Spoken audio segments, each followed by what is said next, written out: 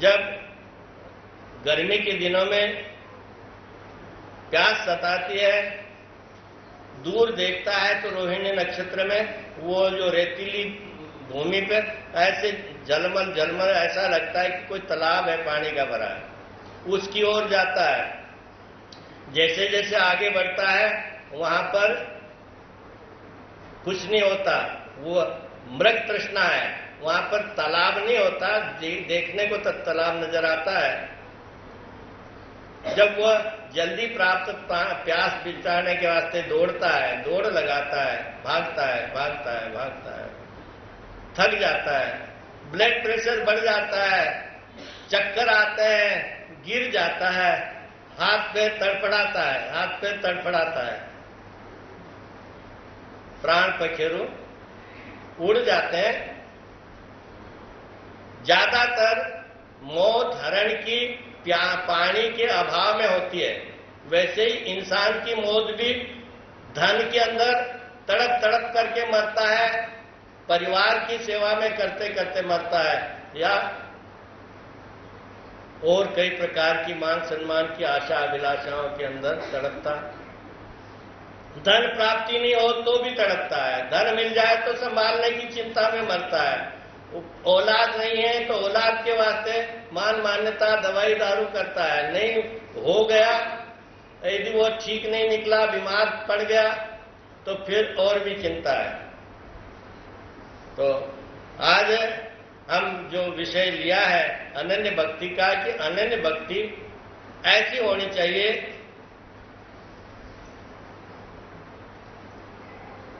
भगवान श्री कृष्णचंद्र जी के नाम का स्मरण सतत इस संसार सागर से पार होने के लिए दूसरा कोई भी उपाय नहीं है। ऐसी अनन्य निष्ठा का एक उदाहरण और भगवान ने बतलाया है। एक बनिया था, बड़ा अमीर था,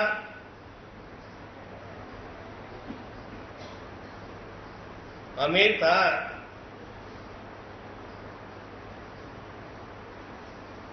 गांव वाले बड़े प्यार करते थे, सबका भला करता था। किसी ने अब लाला जी बच्ची की शादी करनी है, ले जा, कितना चाहिए, किसी मकान बनाया जी थोड़ा सा कम पड़ा, ले जा, दे देना परंतु वापस मांगना नहीं। इस वास्ते सारे गांव के वास्ते वो प्रिय था। लोग आते थे, सलाह मशवरा लेते थे, मुफ्त की सलाह मशवरा देता था। इतना परोपकारी होते हुए भी देव योग से उसको कोढ़ हो गया, कोढ़ हुआ, बड़ा परेशान था। जैसा जैसा वो उसका इलाज करे तो वो बीमारी और बढ़ती थी, कम न होती थी। और संसार की रीति आप जानते हैं कैसी है।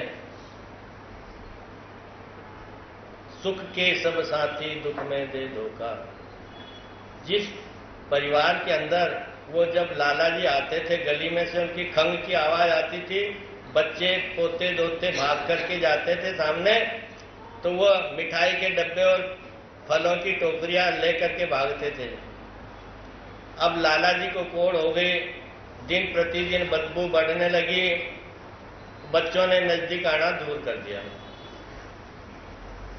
मंजे अंदर घर में मंजा था, बदबू आती थी तो मंजा उठा करके बाहर बरामदे में डाल दिया।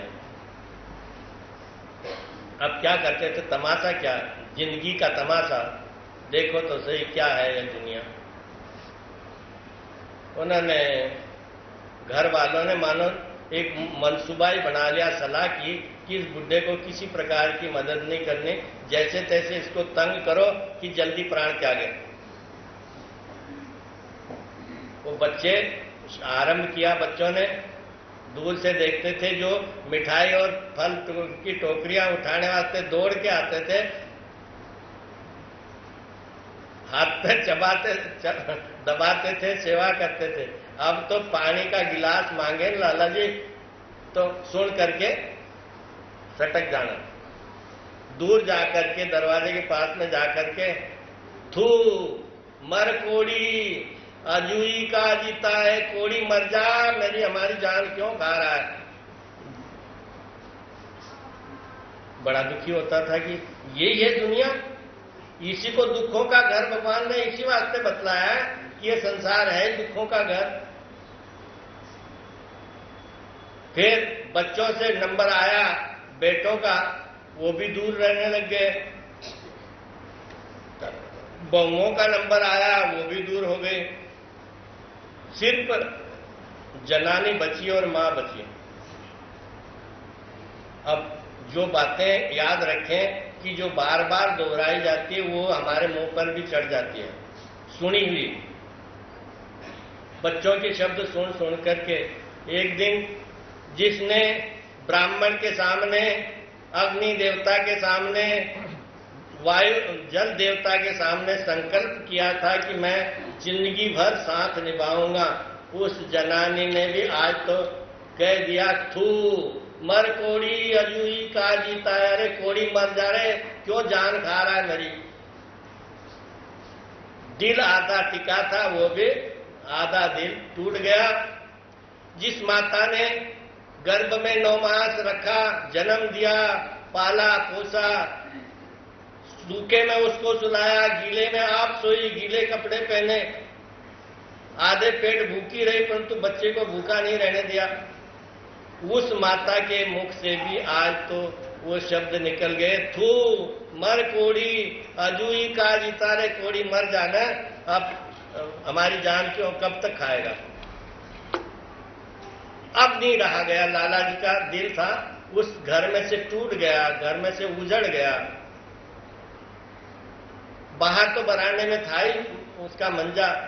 रात के वक्त में मंजे से, क्योंकि पैरों में भी जख्म हो गई थी, हाथ में जख्म हो गई थी, एक दिन सारे सो गए तो लाला जी मंजे के ऊपर से उतरे, घसीटते घसीटते बाजार के अंदर, गांव के बाहर दुबलेश्वर का मंदिर था, वहां दरवाजे के ऊपर जाकर के मत्था मारा। उसकी अपनी श्रद्धा थी, हे देव तू मेरा और मैं तेरा, मेरा इस संसार में कोई नहीं और मैं किसी का नहीं। उजेला हुआ, जो कुछ 4 आंसू बहाने थे बहा दिए। गांव वाले आए, लाला जी यहां बैठे, कोई चाह ले आता है, कोई फुल्का घर वालों को मांगने पर नहीं मिलता था, वहां पर तो वो गांव के ऊपर उपकार किए थे, सारे उसके आभारी थे। किसी ने बिछाने के वास्ते लिया है, किसी ने ओढ़ने के वास्ते लिया है, और वह अपने माला फेरना। जो व्यक्ति दवाइयां लाख करने पर भी ठीक नहीं हुआ, वह बिना दवाई से ठीक हो गया, तंदुरुस्त था। गांव वाले सारे मिलकर गालियां देते थे उसको, परिवार को। ये उस अपवाद को चुकाने के वास्ते गए उसके पास में लाला जी के, लाला जी साडा काला मुंह करवा देता तुसा, लोग दुनिया साडो गाला कर दी ने, तुसी घर चलो, सारे लोग तरसते हैं तुम्हारी सेवा दे वास्ते। कहते हट चलो भाग जाओ, तुम्ही माझी नव्वा मी तुमचा नव्हे, मैं तुम्हारा नहीं और तुम। वो नीची गर्दन करके चले गए। अब उनको मिल गया बहाना। क्या बहाना मिला? कहता तुसी जान दे लाला जी का स्वभाव ही हो जा, वो किसी का कहना तो मान देने, असी की कर सकते। 4 दिन सुख से जिंदगी जिया। मरने के बाद में उस दुबलेश्वर ने अपना परलोक में अपना फल भी दिया। इस जिंदगी में जो 4 दिन सुख से सोया, निरोगी होकर के, बीमारी से छुटकारा पा करके। अब बताओ कि हम अपना अपना सोचना है, किसी की तरफ देखने की बजाय अपने आप पे सोचे, अपने दिल से पूछे कि मैं कितनी अनन्य निष्ठा निभा रहा हूं। चाहे लाख नाम भी लिया हो, पूजा भी करता हो, दान धर्म भी करता हो, परंतु अनन्य निष्ठा निभा सकता है या नहीं? यदि नहीं निभाता तो जरूर पर जरूर अनन्य निष्ठा निभाने की कोशिश करें, उसके सिवाय गति नहीं।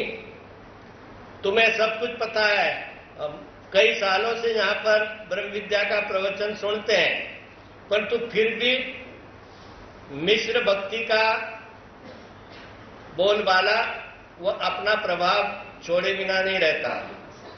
एक नाई आता है भगवान श्री चक्रधर महाराज के दर्शन के बाद, देखा कि बाल बड़े थे, महाराज मैं सेवा करता हूं, कहते कर दे। उसने वस्त्रा वगैरह निकाला, भगवान श्री चक्रधर महाराज का सिर साफ किया, मुंडन किया।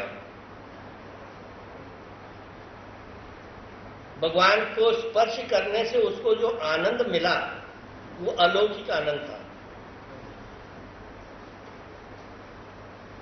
उस तरह लिया,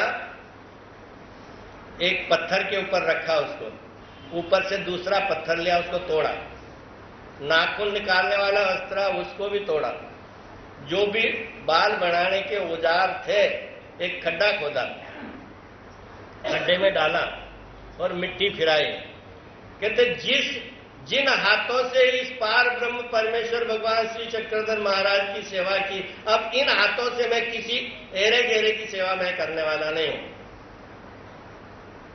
हम जय कृष्णी हैं, कई लोग कहते हैं हमारी तो पीढ़ों पीढ़ी से जय कृष्णी चलते आए, हम तो पुराने भक्तों में। जब देखे उनकी बदबू इतनी फैली हुई नजर आती है कि हैरानगी होती है। ऐसे पुराने भक्तों में शराब पीने वाले भी निकल आते हैं और देवी देवताओं के घर पर, यहां पर दिल्ली के अंदर, अब नाम पूरा बताने की बजाय, आनंद परिवार में से था और पुराने भक्तों में से मैं चला गया एक दिन उसके घर, तो वहां पर वो जादू टोने करने वाला तांत्रिक था, जो कि वो धागा वगैरह तावीज कुछ बना रहा था। मुझे देख करके डर गए, मैं पीछे कदम से, कैसे समझे कि अनन्य भक्त है, पुराने भक्त का क्या निशानी। पुराने भक्त होते हुए भी पुराणीता, पुरातत्व नहीं निभाता। पुरातत्व के वास्ते तो गवर्नमेंट कितना कुछ करती है कि उस जगह पर किसी को हाथ नहीं लगाने देती, किसी को तोड़ फोड़ नहीं करने देती, किसी को खोदने नहीं देती। तो यदि आप जय कृष्णी हैं, पुरातत्व के भोक्ता है, भगवान श्री चक्रधर महाराज के अनन्य भक्त हैं, अनन्य निष्ठा को निभाने के वास्ते मदालसा नाम की माता का नाम सुना होगा आपने। मदालसा कौन थे? भगवान श्री दत्तात्रेय महाराज की सेवक थी। एक बच्चे ने जन्म लिया, उसके कान फूके, बेटा इस संसार में कुछ नहीं पड़ा है, ये संसार दुखों का घर है, दुखालयम। फिर क्या करूं? मैं दत्तात्रेय महाराज के पास में जा, उधर भेज दिया। एक को भेजा, दूसरे को भेजा, तीसरे को भेजा, चौथे को भेजा, पांचवें को भेजा, छठे को। अब लास्ट का एक बच्चा आया जिसका अर्लक नाम था। राजा ने अब तो जनानी को टोक दिया, आज तक नहीं टोका था। देवी ये राज चलाने के वास्ते एक पुत्र तो रहने दे। कहते ये पुत्र लो तो तुम राज संभालो, मुझे जाने की आज्ञा दो। वो भी माहौरगढ़ चली गई। देखो, जिसके प्रति स्नेह होता है उसकी क्या पोजीशन होती है। वो गए, इधर अर्लक को एक तावीज में एक चिट्ठी लिख करके रख गई कि जिस वक्त कोई संकट का मौका आए तो दत्तात्रेय महाराज के दर्शन करने वास्ते माहौरगढ़ आ जाना। ठीक है, अब राज कर रहा है, बाप मर गया, राज उसके हाथ में आ गया। अब क्या चिंता थी? वो माता 6 पुत्र साधु बना दिए, फिर भी संतुष्टि नहीं थी। रोती थी एकांत में बैठ करके, आंसू बहाती थी। दूसरे 6 भाई कहते माता जी तकलीफ क्या है? सिर दर्द है, पेट दर्द है, क्यों आप रोते क्यों? उसने कारण बताया कि मैं इस वास्ते कि मेरा एक पुत्र मेरे कोख से जन्म लिया हुआ आज राज करेगा, तपंती राज राज्यंती नरक, आज तो वह राज करेगा, परंतु राज के बदले में उसको नरकों में जाना पड़ेगा। इस वास्ते मुझे दुख होता है कि वो भगवान का भगत यदि होता, भगवान श्री दत्तात्रेय महाराज की भक्ति कर लेता तो संसार सागर से तर जाता। कहते उसको हम ले आते हैं। कहते लिया 6 भाई उसके पास में गए, भाई के डर लग के उसको समझाया, छोड़ राजबीज, क्या पड़ा है इसमें। कहते अभी ये सन्यास आपको मुबारक, मुझे तो अपने 4 दिन सुख से खाने पीने दो। काशी गए 6 भाई, मामा तो रहते थे वहां पर, और उनके सामने प्रस्ताव रखा। राजा ने कहा जी 10 सेवा। कहते जी हम अमुक अमुक राजा के लड़के हैं। एक भाई गुंडा निकला, उसने सारा राज्य छीन लिया, हमारा हिस्सा नहीं दिया। फिर हमें मदद करो। एक फौज भेजी, वो 6 भाई वहीं पर रखे, चढ़ाई की। लड़ाई में अर्लक राजा हार गया, जान बचा के भागा जंगलों में। तकलीफ हुई, तीनों ताप आ गए।